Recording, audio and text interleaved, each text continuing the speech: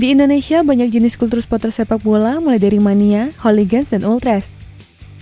Hooligans lahir dan berkembang di London sejak tahun 1880-an. Hooligans merupakan supporter sepak bola garis keras yang dikenal sering membuat onar baik saat pertandingan klub maupun nasional. Kerusuhan yang sering mereka lakukan seperti vandalisme, berkelahi, dan meneror supporter lainnya. Kerusuhan pertama kali tercatat pada saat pertandingan antara Preston North End versus Aston Villa. Aston Villa berhasil memenangkan pertandingan pada saat itu dengan skor 0-5. Kedua supporter saling serang dengan batu, memukul hingga meludahi pihak lawan. Seorang pemain Preston menjadi korban kerusuhan hingga tak sadarkan diri. Kerusuhan selanjutnya terjadi antara fans Preston North End dengan fans Queen's Park Rangers di stasiun kereta api. Kejadian ini membuat stasiun kereta api tutup selama berhari-hari karena rusaknya bangunan akibat ulah kedua supporter. Jangan lupa tekan tombol subscribe dan lonceng untuk mendapatkan notifikasi dari Epic Football.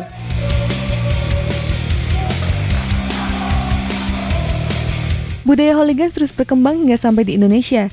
Globalisasi hooligans yang begitu cepat menjadi faktor munculnya hooligans di Indonesia. Hooligans populer di Indonesia sejak munculnya film Green Street Hooligan. Firman Hendika dan Nuraini dalam artikelnya yang berjudul Globalisasi Hooliganisme terhadap supporter sepak bola di Indonesia yang dimuat di Jurnal Hubungan Internasional volume 13 nomor 1 2020 menyebutkan bahwa para supporter sepak bola di Indonesia mulai meniru segala tindakan yang mereka temui melalui internet dan televisi, lalu menerapkannya dengan cara memberikan dukungan kepada klub yang mereka dukung. Supporter sepak bola di Indonesia mulai meniru gaya berpakaian hooligans ketika menonton langsung pertandingan di stadion. Gaya pakaian casual menjadi ciri khas supporter hooligans seperti jaket parka, sepatu casual, polo shirt, topi, dan buff. Selain meniru gaya berpakaian, mereka juga meniru sisi negatif dari hooliganisme, seperti sisi militansi ketika memberikan dukungan. Mereka kerap melakukan tindakan kekerasan kepada supporter lawan, bahkan hingga memakan korban jiwa. Kasus perseteruan antara fans PSM Yogyakarta Brajamusti dengan fans Persis Solo B612 juga kerap terjadi tindakan anarkis bahkan hingga kini. Derby Mataram tidak kalah panas dari pertandingan Persija melawan Persib ataupun Persebaya melawan Arema.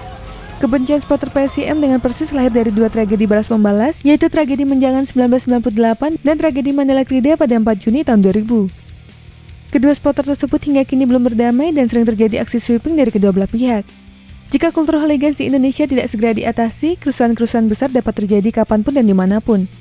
Kerusuhan yang terjadi bukan hanya melibatkan persoalan pertandingan sepak bola, namun merambah ke persoalan lainnya seperti budaya maupun sosial. Tensi pertandingan yang panas serta dendam yang berkepanjangan membuat mereka lebih mudah untuk melakukan tindakan anarkis. Berbeda dengan hooligans di Indonesia, hooligans di Inggris kini sudah tidak lagi anarkis. Mereka mulai menaati peraturan ketika berada di dalam stadion maupun di luar stadion. Penjaga stadion serta polisi akan mengawasi dan memeriksa para supporter ketika ingin memasuki stadion. Pemeriksaan ini dilakukan guna mencegah adanya oknum supporter yang membawa senjata tajam maupun benda-benda lainnya untuk melukai seseorang. Federasi Sepak Bola Inggris akan memberikan sanksi tegas kepada pihak klub dan supporter jika terbukti melakukan tindakan anarkis. Hal ini harus diterapkan di Indonesia agar tidak menimbulkan tindakan kriminal dan kerusuhan. Solusinya yaitu dengan menghilangkan sisi militansi dari kultur hooligans, menjalin hubungan yang harmonis antar semua pihak guna menciptakan rasa saling menghormati satu sama lain. Selain itu, PSSI juga harus memberikan sanksi tegas kepada klub serta supporternya jika terbukti melakukan kerusuhan-kerusuhan yang terjadi baik di dalam stadion maupun di luar stadion. Sudah saatnya kultur hooligans berubah lebih baik agar tidak lagi dicap sebagai supporter pembuat onar.